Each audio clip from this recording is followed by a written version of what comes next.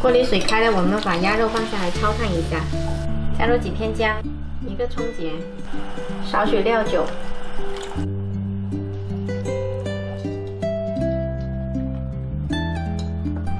然后捞出来清洗干净。冬天的鸭肉呢，脂肪比较多，看看这个脂肪比较多的皮呢，我们给它撕掉，这样等会炖出来的汤呢就不会太肥。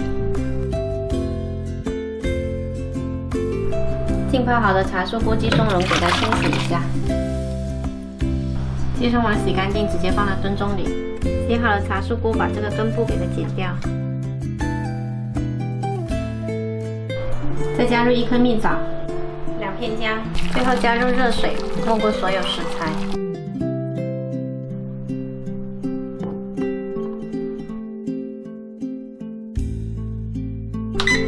选择隔水炖3个小时。我们的汤炖好了，把它端出来。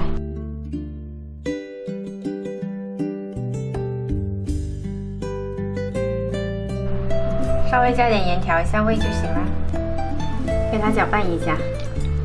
我们这个茶树菇炖老鸭汤呢，炖出来特别的香，茶树菇吃起来很爽脆，鸭肉呢炖得绵而不烂。